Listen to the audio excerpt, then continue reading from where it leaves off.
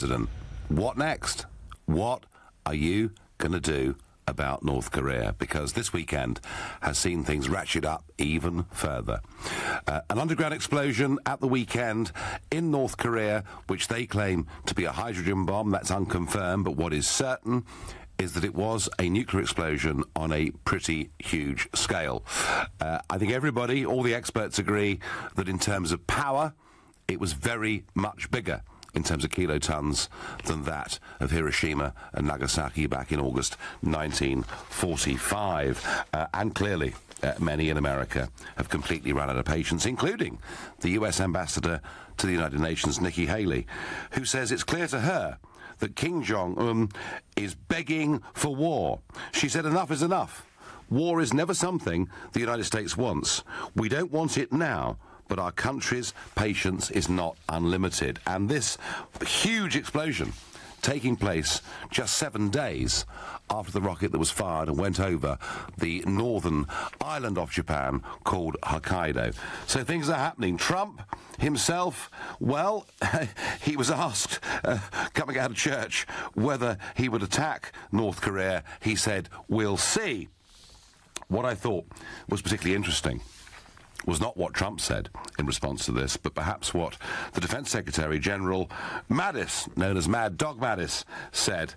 And he was really very, very strong in what he said. He warned North Korea that any threat to the US or its allies, and he was explicit that that meant Japan, South Korea, etc., would be met with a massive military response. So, what do we do now? The Americans have made it clear that it is so far and no further. One option, clearly, is a military strike. But there is another option that is interesting and something that Trump himself talked about. Already, the United Nations have put sanctions on Pyongyang and on the North Korean administration. But what's really interesting is that that Korea's Trade Investment Promotion Agency makes it clear that 80 countries traded with Pyongyang in 2016, including India, Pakistan, China, Russia, Singapore, Germany, Portugal, France, and a list as long as your arm. And here's the really interesting bit. Through a series of tweets, because it's always through tweets, isn't it, with the president, Trump has said the US was considering cutting economic ties with all countries that do business with Pyongyang. Now, clearly, that is something that the Chinese are really very worried about, and they've responded somewhat negatively. Most of North Korea's exports do go to China. So let's be clear about that. There's a fair bit of business goes on with Russia as well. So put yourself, imagine that you are the 45th President of the United States of America. You are in Donald Trump's shoes. What do you do next? Would you order a strike, a military preemptive strike, in which case call me on 0345 6060 973. Perhaps you think that Trump is right on trade and that sanctions need to be pushed even further to the point perhaps of threatening China, that they can't go on sending, tens of thousands of containers every week to the American mainland. If that's your view, please text me on 84850. Or perhaps you think actually America's gone far enough. It's got to be left to the peninsula, got to be left to the region to sort this out. Well, if that's the case, using the hashtag Farage and LBC, tweet at LBC. And of course, you can watch me live on Facebook because we're here in London. And already, as we pre-tweeted this question, Caroline Lucas, the joint leader of the Green Party, has said a preemptive strike on North Korea would be an unmitigated disaster. Six-party talks need to be urgently restarted. Diplomacy the only way. And that indeed is the position of the British government, who in response to everything that happened at the weekend and General Mattis's comments have said they want a diplomatic solution. But we're not talking about the British government. I'm asking you, imagine that you're there in the White House. You could even be worth $7 billion for all I know. But you're there in the White House and you see this huge escalation that you genuinely think poses a threat to world peace and to the future. What do you do? Is it the military route? And at what point do you trigger the military route? Because I thought what was really interesting was the way that Mattis said any threat to the US or its allies. So he's not even saying it would need to be a missile that hit Guam or hit South Korea or hit Japan. He's saying any threat. He's left it pretty open. Is it military? Is it economic? Is it diplomatic? Or, as Trump said last week, has the time for talking passed? What would you do? I wonder what Hope in Ulster would do. Good evening. Good evening. So, Hope, you're the 45th President of the USA facing this very deeply worrying situation, perhaps not quite yet the Cuban Missile Crisis of the early 60s, but getting in that direction. What do you do? Well, I mean, to be honest, I actually studied at the University of Nottingham Contemporary Chinese Studies. So at the beginning, I would think, you know, if I was Trump, well, let's take an aggressive approach. However, let's be pragmatic here. You've got the whole West that, you know, the economy could just go overnight. That's not ideal. It's better to leave it to China and Russia, the two superpowers in the area. China has a peaceful rise. Sure, it matters in their area. So I think it's best to leave it to them to sort it out with. And believe me, if something happened, I think China would be the first one to intervene and sort them out. Well, on the trade issue, Hope, that I mentioned earlier, China has criticised Trump for threatening to stop trade with countries doing business.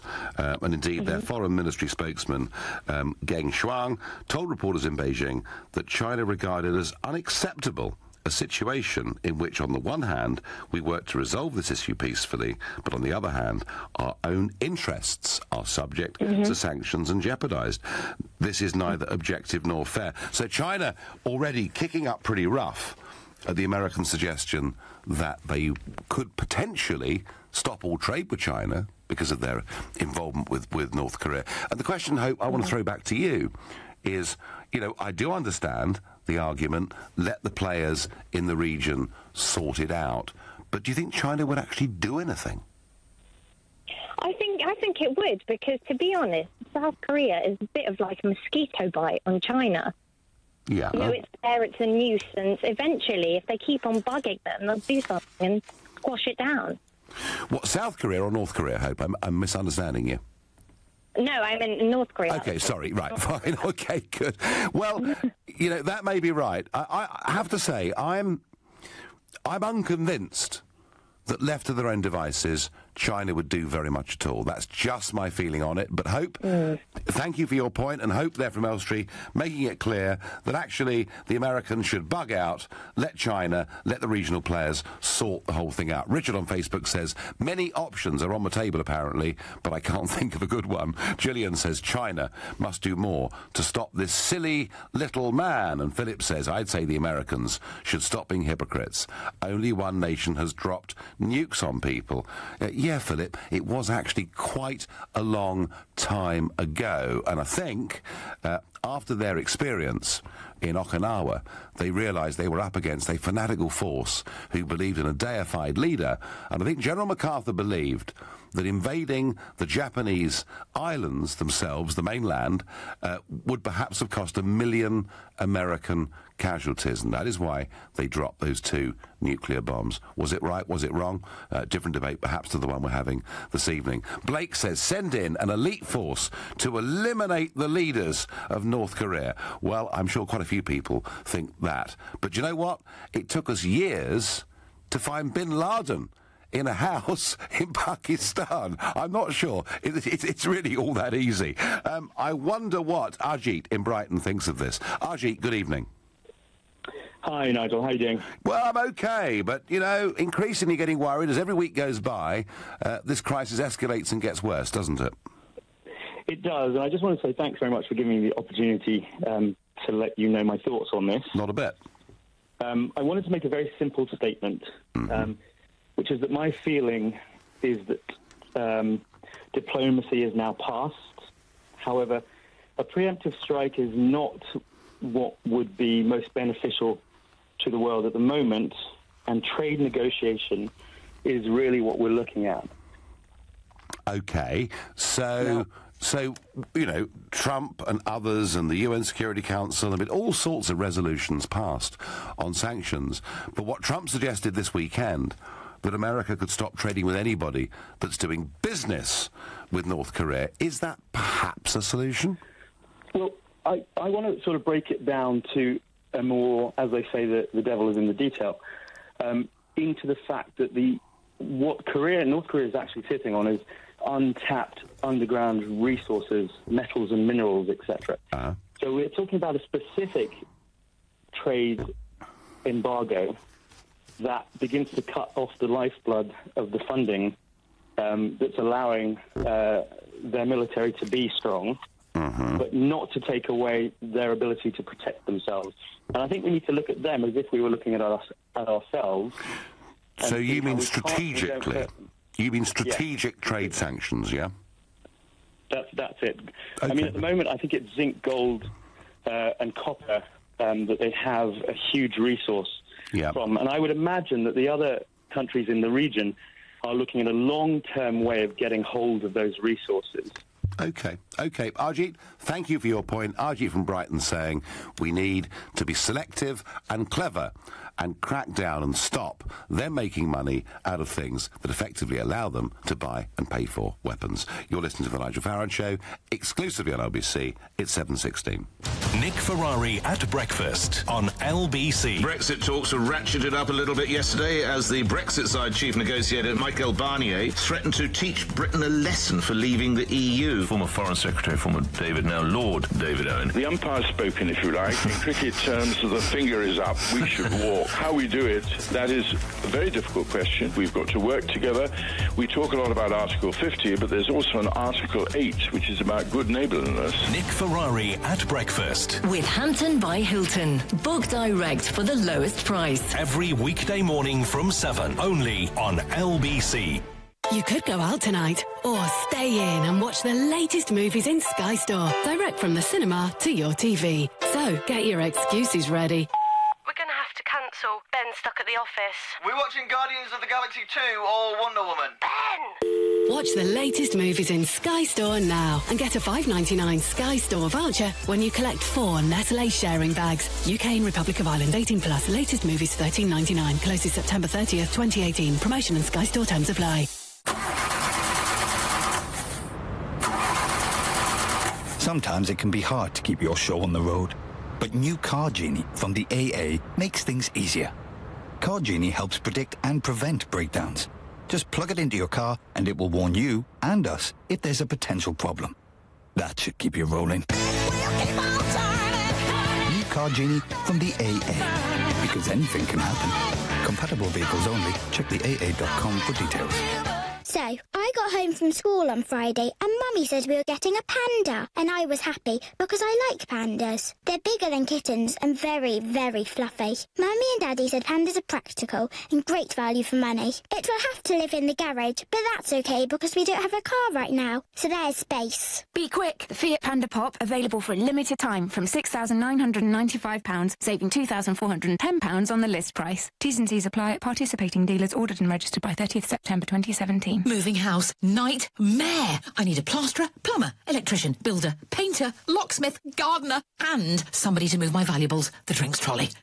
Relax, relax. It's Trust a Trader. They have all the tradespeople you can think of, reputable and reviewed, so you always get a job well done. Well done, me, I say, for getting it all sorted. I shall reward myself with a cheeky tipple from the trolley. Chin chin, pass me the gin. Visit trustatrader.com. This deserves your interest. Introducing the new innovative finance ISA from award-winning peer-to-peer platform Cufflink. Earn up to 5% gross interest per annum by investing your tax-free allowance or transferring in from your current cash or stocks and shares ISA. Start now at isatogether.co.uk. Cufflink is not a bank but is regulated by the Financial Conduct Authority. Past returns are not necessarily a guide to future returns. Your capital is at risk. Maximum interest rate subject to 3-year fixed term. We now go live to Admiral HQ. Admiral, you've promised customers lower prices for Admiral home and car insurance. That's right. You can insure your home and cars on one policy and get guaranteed discounts. And you promised flexible cover? Yes. Start with a car or home and add others when it suits you. Your home and car on one policy? Exactly. We call it multi-cover insurance. You'll find it at admiral.com. The Nigel Farage Show. Text 84850. A very large nuclear explosion in North Korea over the weekend, said to be a hydrogen bomb, has got the Americans talking in even stronger terms. Trump perhaps threatening to cut off trade with all countries that engage with North Korea, which of course would include China and Russia and many, many others. And General Mattis, the big military chief, their defence spokesman, making it clear that if anybody poses a threat to the US or its allies, they could be met by a massive military response. And I'm asking you, what would you do if you were President Trump? Would you launch military action? Would you go for deeper sanctions? Would you perhaps say, we've said enough, and hope others in the region can sort it out? I mean, Lee thinks that on Facebook. He says, let China sort it. Don't forget there are 2 billion of them. Not sure it's that many, but there's a lot of them, Lee. Richard says, send a drone. Kill Kim Jong-un. Repatriate North and South Korea. Simple as. Simple, Richard said. Dead simple. Send somebody in, knock out the top guy. It'll all be wonderful. Michael says, do you not think that KJU is just trying to defend his country from a strike from another country? No, Michael, I don't. I think KJU is trying to make North Korea a serious nuclear power, and he's not doing it for defence. He's doing it and flexing his muscles and saying to the world, look at me. And my worry, Michael, is that he's not rational. And I really sort of think back. There was this chap back in the 1930s who was the Chancellor in Germany, and he kept flexing his muscles, and he kept showing the world that he could defy the international rules. He could break the Versailles Treaty. And we kept saying, now stop it, don't be naughty. You know, so far and no further. And when it came to the Sudetenland in 1936 and his military move into there, that was the moment at which I think the West should have got together, gone in and stopped him. And if we'd done it, we might just have saved tens of millions of lives. And that is why I, as somebody who is normally very concerned about the use of military force and believe it should only be done in extremis as a last resort, is why I do actually understand the language that I'm hearing from America. I wonder what Adrian in Barnet makes of this conundrum. Adrian, good evening. Evening, Nigel. So you're So you are the president, Adrian, of the USA. What next? There's no easy solution, no simple solution, no nice solution. The Chinese are not going to do anything. They haven't done anything for a long time. The bottom line is, in my opinion, the Americans will not tolerate a hydrogen bomb on an ICBM. They'll not tolerate it, and they will have to do something. Military action, if they're forced into it. I believe that this North Korean fella, Kim, whatever his name is, he's Kim Jong-un. The Americans in. Kim Jong-un. He's forcing them into some kind of action, and I think the Americans are going to have to do something. Blockade the ports, maybe, some kind of preemptive strike. At the end of the day, there's no good solution, but a worse solution for the Americans is allowing him to have a hydrogen bomb on an ICBM. That's simply unacceptable. Just for those, Adrian, listening who don't quite get the lingo, intercontinental ballistic missile, and certainly the North Koreans have got the capability of firing those. With what accuracy, etc., we don't know the answers to any of that. So do you think the North Koreans are close to the point of being able to deliver a hydrogen bomb through an ICBM? Don't know. No, in a sense, it doesn't matter.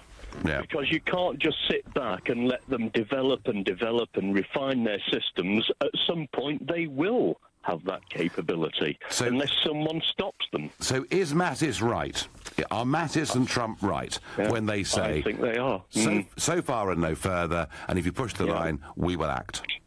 I'm afraid so, yes. I don't support Trump. I wouldn't have voted for him, but on this particular matter, I think he's absolutely right. Adrian from Barnet, thank you. This hysterically extreme language on both sides needs to calm down now. China are the only ones who can sort this, says Chris by text. Well, I wonder what Rob in Stepney Green thinks. Rob, what would you do? Well, if I was President Trump, I would completely change everything. I mean, America needs to step down as their role as world police. You know, I mean, they haven't exactly got the best track record of, you know, sorting things out in the past few decades. I agree with that. I agree with that, Rob. I agree with that, Rob. And what's interesting, Rob, of course, is that in many ways Trump was elected saying that America should interfere and get involved in military conflicts far less than it had done under the Clintons, the Bushes and the Obamas. But I think, Rob, and, you know, I do know the guy a little bit, I think that he genuinely views the North Korean regime as rogue, as out of control, and posing a genuine threat to world peace. But wasn't it the same with the Soviet Union? You know, it was a communist country that had nuclear weapons, and that wasn't sorted out by preemptive strikes. It was sorted out by dialogue, wasn't it? Well, it was sorted out by dialogue. It was sorted out by money and technology too, wasn't it? You know, you're thinking back to sort of, you know, the Reagan era. I mean, look, Rob, I'm not saying to you that I think a preemptive strike should be launched, but I am saying that I think the Americans are right about this, and somebody has got to stand up to this guy that I frankly think is a pretty irrational madman. Well, but the thing is that the fact that he has nuclear weapons, that gives North Korea respect. You see, if North Korea didn't have nuclear weapons all these years, they would have been invaded a long time ago. And the good thing about nuclear weapons, as dangerous as they are, is that they prevent countries from invading one another. So while we're constantly on the brink of you know, world destruction, we're also preventing a lot of wars from coming into existence. And that's why we haven't really had a full-on total war since the Second World War. It's only been big countries picking on little countries ever since then. Yeah, Rob, I mean, I understand that. And, of course, you know, that is where rational people don't want to get blown to smithereens. I ask you, Rob, do you think, in the case of this North Korean regime, that we're dealing with rational people? Well, it's hard to tell. I mean, and because we're not dealing with rational people at the same time, if we were to try to figure out some military measure, there's obviously a big chance that it could backfire. So surely that would put us at more risk. Well, that may be true. Rob, listen, there are no easy answers to this. Rob from Stepney Green, thank you. Mohammed in Oxshott, you are the American president, Mohammed. What next? Well, goodness forbid I'm ever the American president. Please, Nigel, call me many things, but not that. So I guess for starters, to answer your question, Nigel, I would rule out military action, at least as of now, and I'll explain in a minute why. What would I do, though? I would deepen economic and non-military measures, and I think the U.S. have already kicked off a set of targeted sanctions, but I would deepen those. I'm not sure I'd go so far as to break ranks with allies and with economic allies in particular in the region. I think all that risks is isolating potential support even further, and I'd like to just mention something where that's concerned in a second. The other thing I'd also do, or I'd also encourage, would be deeper diplomacy. I think a few quarters back someone said that the time for diplomacy has passed. Well, I'm afraid I'm not aware of any earnest measures of diplomacy taken by the U.S. in the last 3 months, and I never thought I'd agree with political heavyweights like the Green Party, but hey, I do on this one. I think this one calls for diplomacy, and I'm afraid the caller before talking about the nuclear deterrent, well, you know, with respect, I've got news for the gentleman. The deterrent argument only works when everyone's playing by the same rules. And right now the rules have been shot to bits with continued detonations and missiles being flown over countries like Japan, etc. So I must say, though, I've said diplomacy, but I've also seen and believed that the U.S. and Mr. Trump in particular has proved himself incapable of that by calling potential supporters like China currency manipulators, by threatening to cut trade ties with China, by taking, pressure and frustration out on South Korea. And I believe in response, they've indicated that they believe the recent criticism of the last 24, 48 hours to be unwarranted.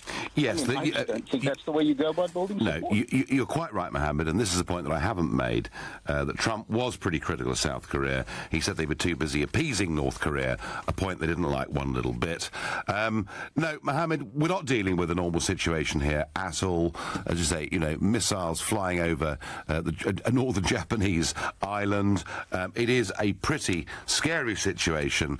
You think more diplomacy, but how does diplomacy work? I mean, what does Trump do, Mohammed? Does he say to Kim, come to Trump Tower for lunch and let's talk about this? What does he do?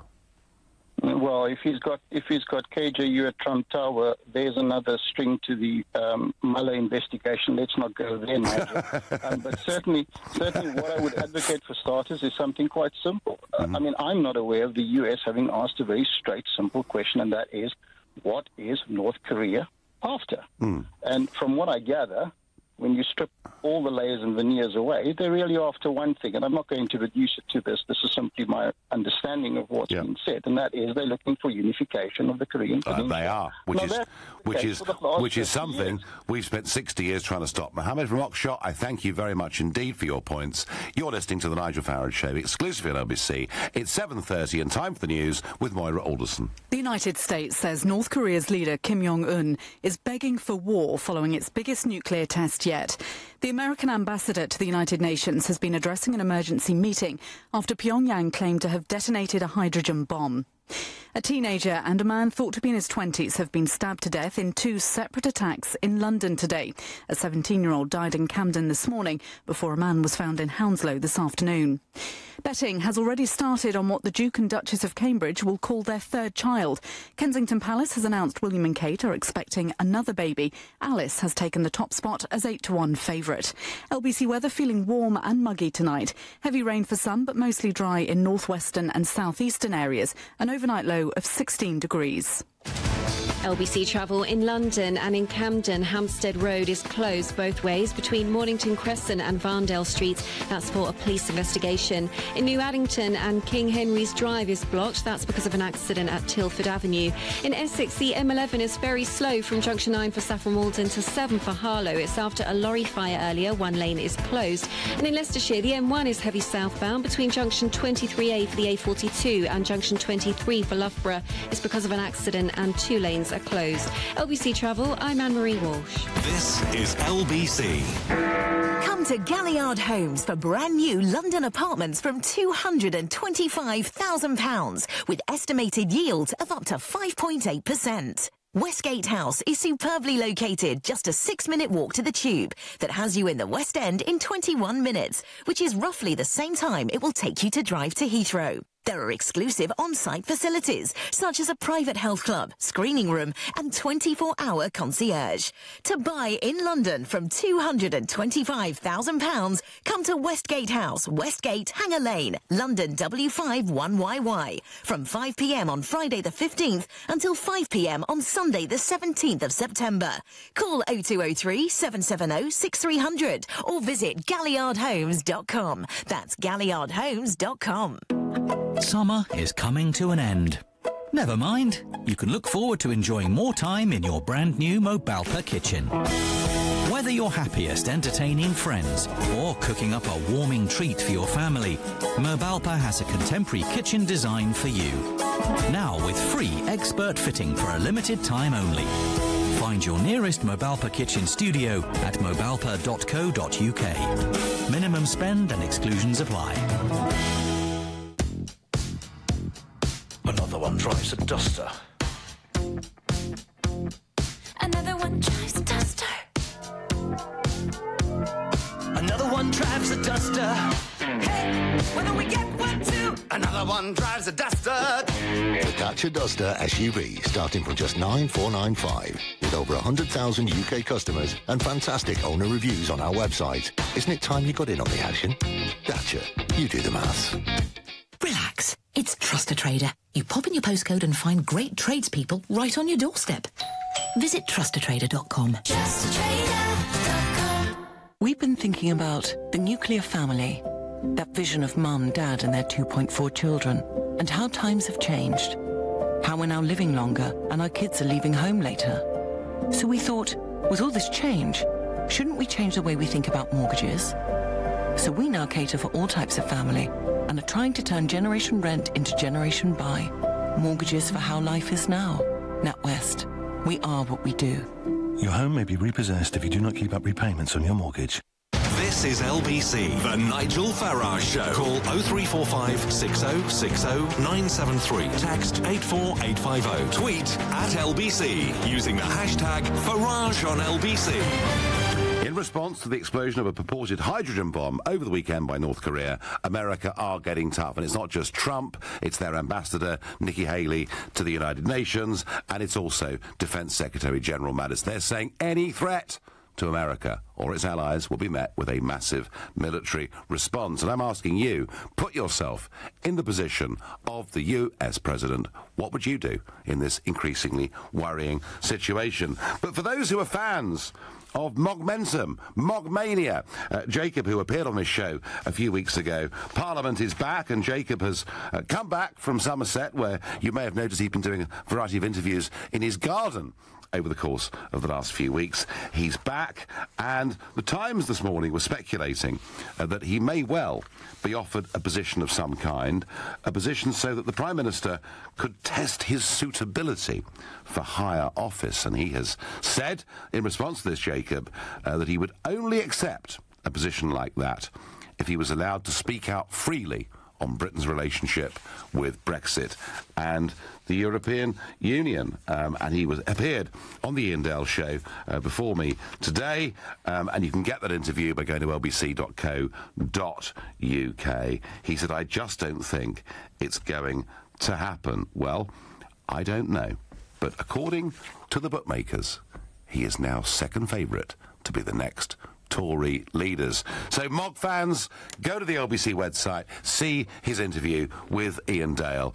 Meanwhile, we are back to this thorny issue of what the US President should do next. And Des from Stoke says, sanctions, sanctions and more sanctions. Soon, no one will be trading with anybody. Stop, think, then talk. Trump should sign them up to a trade deal. Hi, Nigel. Why is no one talking about targeted assassination? No, Chris, they are. Lots and lots and lots of people are, actually.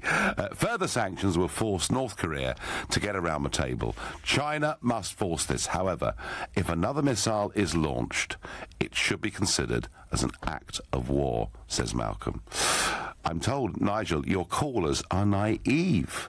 It's not in China's interests to solve the North Korean problem, a point, actually, that many people have made. And indeed, a point that came up on my new LBC show that takes place on Sunday mornings between 10 and 12, the first of which was yesterday. And China really, in a pretty ambiguous position here, that it's difficult to see. I mean, a lot of callers and texters say, look, let's leave this to China to sort out. I'm not convinced that China actually would sort this out.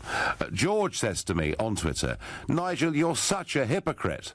You lot branded Hillary a warmonger, but your mates about to nuke North Korea. Well, it's a fair point, George, and one of the reasons I did support Trump is I did think that Britain and America together had got involved in too many long-running military campaigns. George, you know, we've been in Afghanistan for 16 years, and still the generals are arguing, if we all send some more troops, it's just going to be great. I'm not convinced that it is. But there is something different about this. This is not about regime change because we don't like people, because there is some sort of supposed link between what's going on there and the safety of our streets, something that was never proved. This is about, frankly, a madman who is posing a threat to world peace, and that I think is the difference. But I wonder what Joe in New Cross thinks. Joe, good evening. Oh, good evening, Nigel. How are you? I'm a first-time caller. Well, welcome, Joe, and we welcome first-time callers, and that's great. So this issue you feel so strongly about, you picked up the phone, yeah? I did, I'm afraid. No, don't be afraid at all. No, first of all, I mean, you know, I don't envy Donald Trump at all. But Joe, for the purposes of this call, you are Donald Trump. You are the US president, so what are you going to do? Well, my wife certainly thinks so when she's got the credit cards. But anyway, what I was going to say is what I was going to say. It's a very serious subject, this, Jay. Yes, I know. Sorry. Back to the nuclear war. What I was going to say is I think reluctantly there has to be some kind of intervention militarily, and the reasons is that, first of all, I think we've all seen that, sanctions are effectively, at their most extreme, starving a country into submission. We've already seen that he's prepared to do that to his own people as it is. Oh, yes. And secondly, I think that we are missing the point. It's not just a case of whether he's prepared to fire a missile at what. I don't think I've heard anybody mention yet that actually the other risk to us, to the UK, the Europe, the US, that those nuclear weapons that he's creating could very easily find their way into the hands of other organisations. He could hand nuclear weapons over to ISIS or other terrorist groups. No, it's a very good point. Also, not every threat has to come from within his borders. If the wrong person has these weapons, but I'm a little sad that Barack Obama has not called this show, because if you asked him what he would do, well, of course, the answer is nothing. Of course. I genuinely think that Donald Trump has been landed. He's been landed a very, very poor set of cards, I'm afraid, and I don't think he can win whatever he does, to be completely honest with you. He could, Joe, have simply ignored all of this. He could have pretended it wasn't happening and got on with his America First agenda. But what I know, Joe, for a fact, knowing him and people in his regime, is from early on they were deeply concerned that North Korea was posing a threat, not just to America, but posing a threat to world peace. And he's doing this because he thinks morally it is the right thing to do. That's why he's doing it. But, Joe, you raised an interesting point, and it's one that doesn't seem to get debated, and it's this. It's not as if North Korea is this wonderful, happy country where, all the citizens think their leader's wonderful and life is fantastic. I mean, there's a guy called Rembo Facebooks me and says many citizens in the north would probably love to live in freedom in the south of Korea. All the defectors show that. And, Joe, you made the point about the fact he's prepared to starve his own people.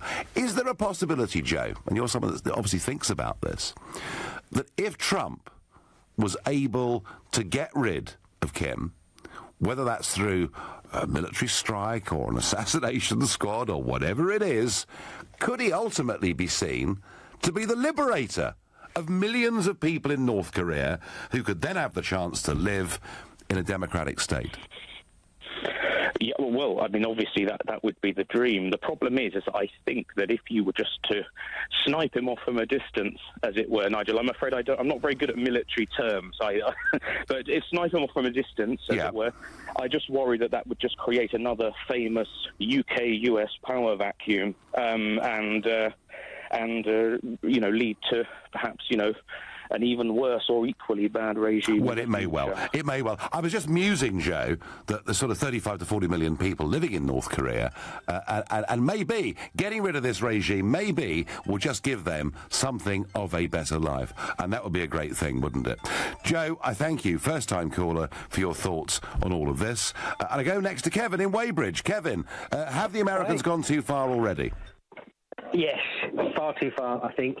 I think the biggest problem we've got is the military-industrial complex. Do you know, this is something, Kevin, that you know about, and I think many, many listeners won't. This was identified in the 1950s, wasn't it, by President Eisenhower? Yeah, Eisenhower. Yeah. And again by JFK, wanting to smash the CIA to smithereens, I think were his words. Yeah. It's like they're like the biggest bully walking around the playground with the biggest stick, and every now and then one of the little guys wants to stand up for himself. So I think North Korea are just, it's a lot of saber rattling. You get it with China, you get it with Russia. America's got about just under 800 bases, military bases around the world. They've got submarines plotted all around the China Sea. So China's sitting there thinking, well, And the same with Russia as well. What would America do if Russia put a load of military bases along the Canadian border or the Mexican? They wouldn't be happy. Or if China was running military operations just off of America, America wouldn't be happy. No. But we're all brainwashed as much as North Korea's brainwashed. Obviously, North Korea is a rogue state and it's terribly governed. But we've got to get a rein in on America. America makes too much money from war, and they will always want to be in a perpetual war or some. Kevin, I do understand those arguments about the military-industrial complex. Of course, I do. But aside from that, do you yourself think that this North Korean regime poses a threat to world peace? I think they're just trying to say to the world, you can't just bully us. I don't think they want to. They know what would be the benefit of them dropping a bomb. It would be shot out of the sky before it gets anywhere, and they're so why are they flexing their muscles? Why are they firing missiles over Japanese airspace? Why are they, exploding underground nuclear hydrogen bombs and boasting about it? Why are they doing it, Kevin? Because America's got several submarines sat off their coast. They're running military operations. I don't buy that, Kevin. I'm sorry. I don't buy that. However big America may be militarily, however threatened some people may be by them, I don't think, Kevin, that explains all of Kim's behaviour. Kevin from Weybridge, I thank you for your view. You're listening to the Nigel Farage Show exclusively on LBC. It's 7:45. Coming up at 8 on LBC, Clive Bull. Children should be taught about the armed forces in school to tackle the recruitment crisis, says a government report. So why don't young people want to join the army? Clive Bull on LBC. We've been thinking about pruning, not your peonies or your privet, but your cost of living, and how, from broadband to mobile phones, these days we're all looking for ways to trim our spending. And then we thought, couldn't we help you cut back on your biggest outgoing? And we thought, yes, we could. So we'll always try to help you remortgage to a better rate and save on your monthly repayments. Mortgages for how life is now. NatWest. We are what we do. Your home may be repossessed if you do not keep up repayments on your mortgage. Moving house, nightmare. I need a plasterer, plumber, electrician, builder, painter, locksmith, gardener, and somebody to move my valuables, the drinks trolley. Relax, relax. It's Trust a Trader. They have all the tradespeople you can think of, reputable and reviewed, so you always get a job well done. Well done me, I say, for getting it all sorted. I shall reward myself with a cheeky tipple from the trolley. Chin chin, pass me the gin. Visit trustatrader.com. Trustatrader.com. Hi, I was hoping to get a price on selling my car. Online, they offered me £3,000. OK. How about £4,000? What? Really? Brilliant. Yeah, great news. We buy any car too, but we pay £1,000 more. We call that one of life's small victories. Bring Vauxhall a quote from the leading online car buyer and we'll beat it by £1,000 when you trade in your old car for a brand new Vauxhall. Search Vauxhall Buy Any Car. Vauxhall. Isn't life brilliant? Offer in part exchange for new passenger car orders from the 1st of September, which are subsequently registered by 30th of September, based on the true condition of the vehicle. Participating retailers only. Terms and conditions apply. See vauxhall.co.uk/WeBuyAnyCar2. Hello to new favourite bars, new music as well, new secrets to share, new stories to tell. Say hello to something new today at helloyoudating.com. Are you confused about PPI? At PPI Hotline, we want to give you the facts. There is absolutely every reason to check you had PPI. Even if you think you never have, we can help you find out, as you could be owed thousands. And now there's a deadline. We just need the name of the bank you've had loans or credit cards with, and we'll check for free. So find out now if you're owed by texting WIN to 82222. PPI Hotline. Text WIN to 82222. New Scientist Live, an exciting festival of ideas and discovery, returns this September with headline speakers Heston Blumenthal and Chris Packham. Taking place at London's Excel, the festival will feature over 120 inspirational talks, as well as 5 immersive zones where you can sequence your own DNA and explore the galaxy. New Scientist Live, the 28th of September until the 1st of October. To buy tickets and to get more information, go to lbc.co.uk. The Nigel Farage Show. Text 84850. I'm I'm asking you, imagine that you are the 45th president of the US, and you are Donald Trump. What do you do about this growing threat from Kim, Mad Kim, as some view him, from North Korea? And I've got a whole mass of texts and tweets and Facebook messages and callers, and you know, so far, every single caller that's been on this show tonight is a first-time caller to LBC, and that includes John from Reading, who's my next caller. John, good evening. Good evening to you, Nigel. I've got the answer. You've got the answer? Wow. I've got the answer, Mr. Trump. I'm looking forward to this. Go on, far. It's all yours. We've been told that in South Korea, the anti-missile capability is being put there by Mr. Trump, and it's also been put in Japan. And if the North Koreans fire an ICBM, which is the only platform that really threatens the state, why don't they take it out while it's on its way to Japan? It would seem it's not an act of war. And it would demonstrate they really do have the capability to prevent an attack by North Korea on the States or on Japan. Because, John, defensive shields, however amazing they may be at shooting down ICBMs or fighter planes or whatever it may be, only one has to get through that shield for it to be a disaster. Well, that's true, but if they've got monitoring stations in South Korea, and the Americans have got an awful lot more missiles than North Korea, I guess, is it not worth a go? If they miss, they don't have to say anything. If they hit it, that's a big statement. Well, yes, it may well be, John, but I'm not absolutely convinced that you've got the answer. It may be. I mean, do you think North Korea poses a threat to world peace? Well, we had some South Koreans over relatively recently, and I asked them if this was the biggest issue, really, in their lives, and they said no. The corruption scandal in politics in South Korea was the biggest. Yes, which has been a recent thing, thing of interest to them.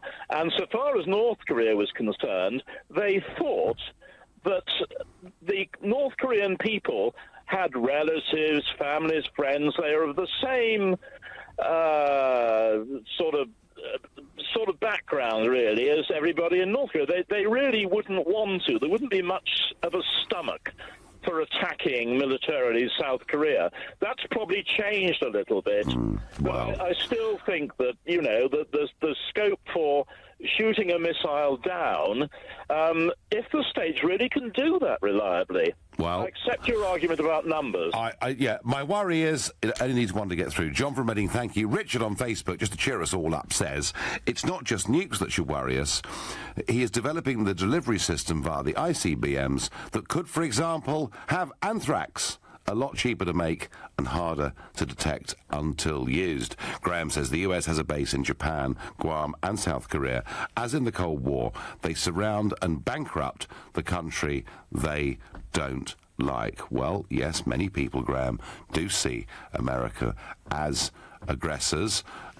America would argue that, or Trump would argue, they're fighting, you know, for something that is right and for world peace. And I made a comment about Trump earlier that I expected a response to, and I've got it. Absolutely absurd, Nigel, that Trump is doing this on moral grounds. He doesn't have a moral bone in his body. How about he's just protecting America's interests? Anthony Thompson sends me on Twitter. Well, I'm not absolutely convinced by that, Anthony, and I think he's perhaps a rather better chap than you do. I wonder what Jordan, who is in Battersea, makes of this. Jordan, good evening. Hello, Nigel. How are you? Well, I'm okay, but I mean, you know, how are you? You are the President, Jordan, of the United States of America. What do you do next? Well, there's not much you can do because, unfortunately, the great powers, the United States included, and Russia and others, over the last 20, 30 years, let's say in the post-Cold War period, have set a very dangerous precedent. So if you are a rogue nation or any country, but especially these rogue countries, as they call them, and you want to survive, you want to stay put, just as a just as, staying in power, then you need to have a nuclear weapon. So if you look at the last 20 years, look at Libya, look at Syria, look at Iraq, look at Ukraine, Crimea. If you don't have a nuclear weapon, regardless of treaties, in the case of Ukraine, they had the Budapest Agreement, I think it was called. Yeah. In the case of Iraq, originally, they didn't. In the end, they didn't have weapons of mass destruction. I mean, it goes on and on and on and on. So, in the world today, if you don't have a nuclear weapon, you stand a very good chance of getting invaded. Right, but I mean, does anybody really think that North Korea is going to be invaded by America or anybody else? Well, why not? I mean, it doesn't have to be a full invasion. Look at Libya. Look at Syria. Well, look at Iraq. Jordan, we made some horrendous mistakes, and one of the points about Trump was supposed to be not to do this kind of thing. I don't think, Jordan, that North Korea is particularly threatened by America. I know people make points about military bases all over the place. I mean, Jordan, surely we're talking about a bad and dangerous regime here, aren't we? Well, there's no doubt. There's no doubt that they're bad. There's no one's questioning that. But I think their motivation isn't that they feel that they're going to be invaded tomorrow, but they're just trying to give themselves a kind of insurance policy. And leverage. Yeah.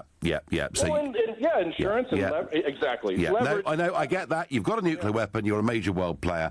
I do understand that. And if that's why they were doing it, I think I'd be a little bit less worried. But they really, Jordan, the way they're flexing their muscles, the military displays, Kim there watching the missiles being launched, doesn't look to me that this is just about becoming a major global player. Jordan, I thank you. And I go to Jamie in Feltham, my last caller of the evening. Are you another first-time caller, Jamie? I am, yes, Nigel. Full house of first-time callers. Right, now, you're the last caller of the night. You've got the chance to make the big point, Jamie. You are President Trump. What next? So I feel that we need to do this from two sides. You need to look at the military intervention as a backup to failed economic side of it. So you're not just going full head-on with the military. You're not just going full head-on with the economics. You need a contingency there because you can't just take out the leaders. They're so indoctrinated that they believe that their leader is a god. Yep. You wouldn't be just fighting their army, you'd be fighting the entire country, unfortunately. So they need to work with us because it would become a thermonuclear war, I believe, if it went that way. Okay. So economic sanctions first, yeah? Tougher economic sanctions.